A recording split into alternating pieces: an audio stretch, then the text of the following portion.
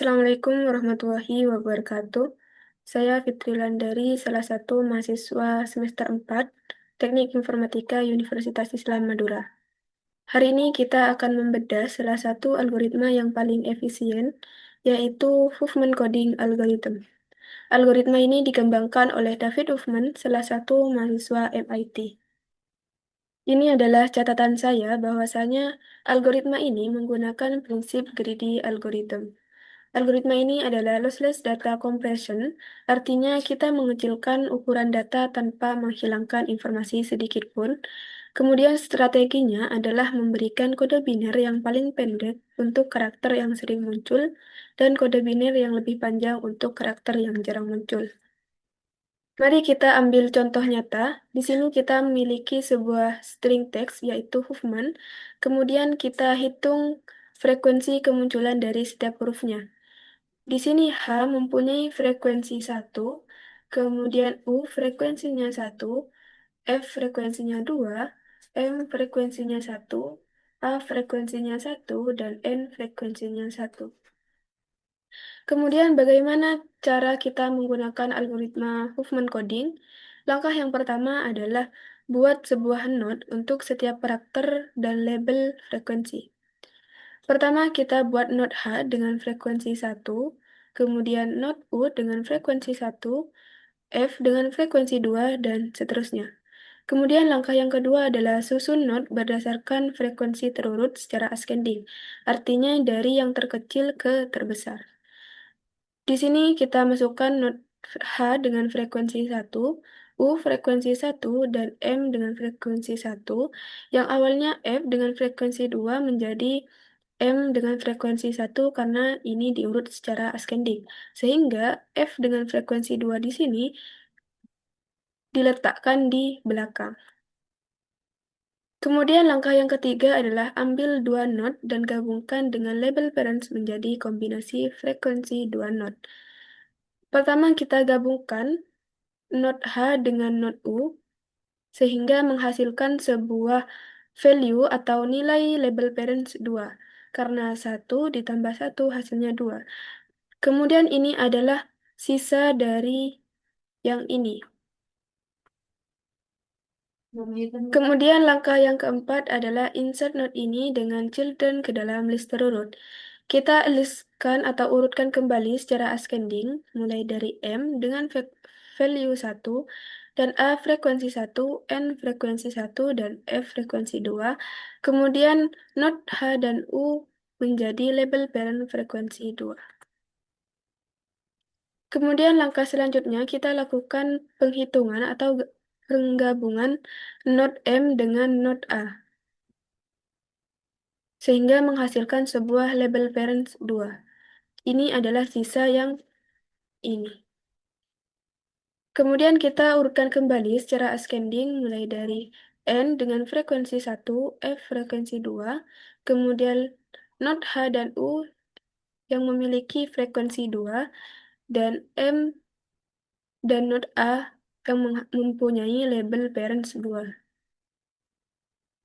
Kemudian kita lakukan penggabungan lagi node N dengan node F, sehingga menghasilkan sebuah label parent dengan frekuensi 3. Kemudian kita urutkan kembali node H dengan node U dengan label parents 2, kemudian N dan A dengan label parents 2, kemudian N dan F dengan label parents 3.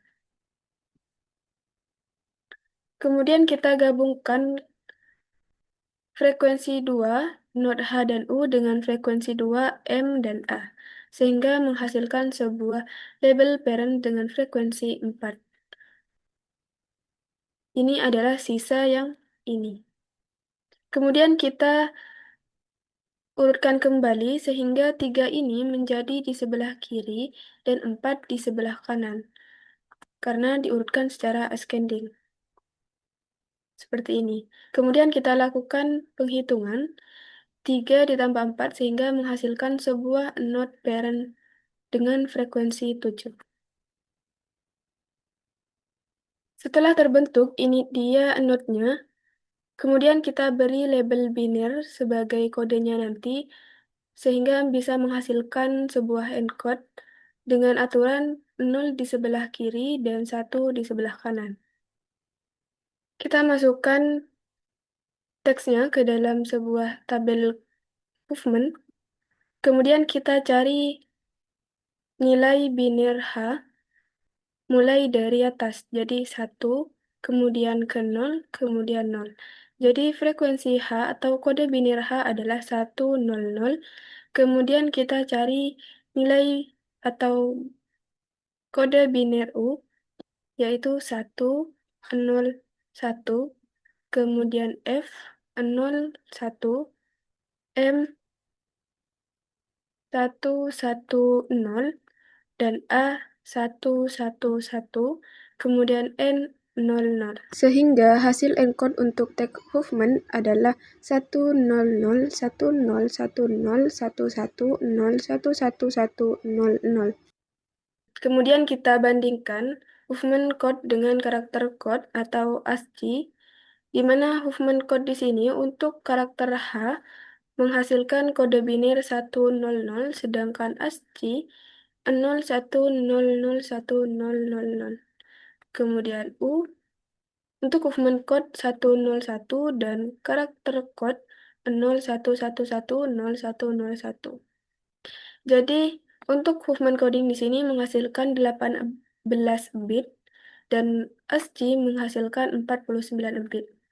Jadi lebih hebat menggunakan movement code sehingga dapat mengurangi sebuah storage sejumlah 31 bit.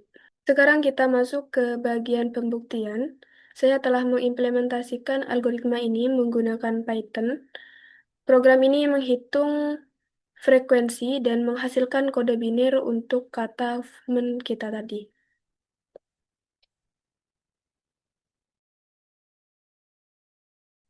Bagian pertama adalah class node.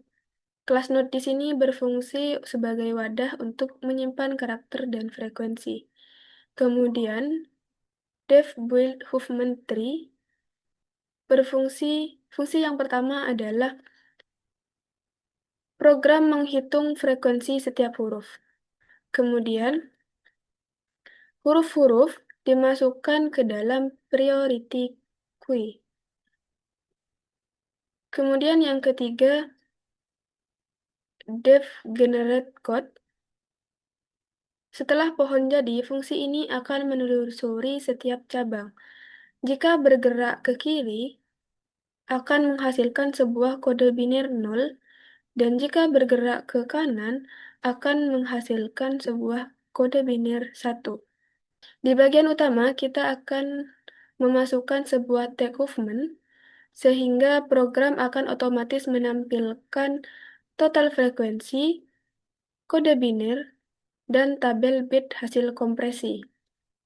Sehingga kode ketika dijalankan akan menghasilkan sebuah tabel huruf, frekuensi, dan kode biner, dan panjang bitnya. Nah, di sini kita memperoleh hasil encode-nya adalah 10010101011011100. Ini sama dengan slide PPT yang tadi. Sebagai penutup, movement coding adalah solusi cerdas untuk menghemat ruang penyimpanan. Dengan memanfaatkan frekuensi kemunculan data, kita bisa mengompresi file secara signifikan tanpa risiko kehilangan data. Sekian presentasi dari saya mengenai movement coding. Semoga bermanfaat dan terima kasih. Wassalamualaikum warahmatullahi wabarakatuh.